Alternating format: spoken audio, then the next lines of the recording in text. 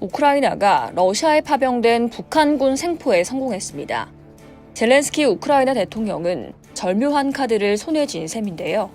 그가 교전 상대국인 러시아와 북한은 물론 한국을 상대로 다양한 거래를 들고 나올 것으로 예상됩니다.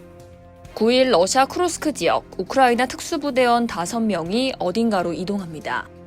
곧이어 이들은 쓰러진 병사의 팔과 다리를 각각 들고 철조망을 넘어 안전지대로 재빨리 이동합니다. 해당 영상은 우크라이나 특수작전부대가 우크라이나 전쟁에 참전한 북한군을 생포하는 모습이 담겼습니다. 볼로디미르 젤렌스키 대통령은 11일 특수부대와 공수부대가 북한군 2명을 생포했다고 밝혔습니다. 그는 텔레그램을 통해 러시아군과 북한군이 북한의 우크라이나 전쟁 개입 증거를 없애려고 부상자들을 사살한다며 이 때문에 이들을 생포하는 일이 쉽지 않았다고 주장했습니다. 하루 뒤인 12일 젤렌스키 대통령은 생포한 북한군 2명을 러시아의 포로로 잡힌 우크라이나 병사와 교환할 것을 요구했습니다. 또 젤렌스키 대통령은 자신의 X계정에 한글로 김정은 북한 노동당 총비서를 언급하며 우크라이나는 김정은이 러시아에 억류된 우리 포로와 북한 군인의 교환이 이루어질 경우에만 북한 시민을 김정은에게 넘겨줄 준비가 돼 있다고 적기도 했습니다. 하지만 젤렌스키의 요구를 러시아는 받아들이지 않을 것으로 보이는데요. 러시아는 북한군이 쿠르스크에 파병돼 우크라이나군과 전투를 벌이고 있다는 사실을 인정하지 않고 있기 때문입니다.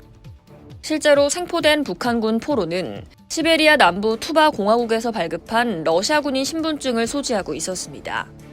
가짜 신분증에는 1998년생 투바 주민 안토닌 아란친의 이름이 적혀 있습니다.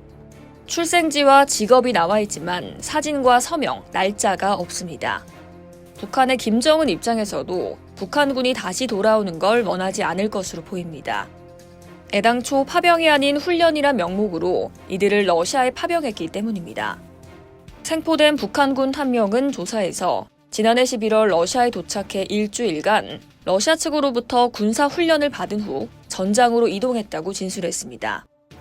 그는 전쟁이 아닌 훈련을 받기 위해 이동하는 것으로 알고 있었으며 러시아 도착 후에야 파병 온 것을 알게 됐다고 진술했다고 합니다. 그렇다면 이 2명의 북한군이 한국으로 송환되는 것이 가능할까요? 신문 과정에서 북한군 2명이 한국으로의 귀순 의사를 밝힐 경우 우리 정부는 이들의 한국행을 위해 물밑에서 협상을 벌일 것으로 보입니다. 우리 정부는 1948년 분단 이후 현재까지 대한민국의 영토는 한반도와 그 부속 도서로 한다라는 헌법의 영토 조항을 근거로 북한 주민을 대한민국 국민으로 간주해왔죠.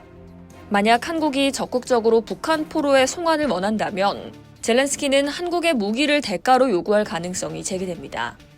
실제로 우크라이나는 지난해 12월 한국을 방문해 천공 지대공 미사일과 155mm 포탄을 구매하려는 의사를 표명한 바 있습니다. 그러나 당시 한국은 전쟁이 진행 중인 지역으로 무기 수출을 금지하는 법률을 언급하며 불가 입장을 전했습니다. 러시아와 우크라이나가 제네바 협정에 따라 이들 포로의 처분을 결정할 가능성도 있습니다. 러시아가 생포 북한군 2명을 러시아군 소속이란 점을 제시할 경우에는 제네바 제3협약에 따라 전쟁포로 지위가 부여돼 러시아로 송환될 수 있는 겁니다.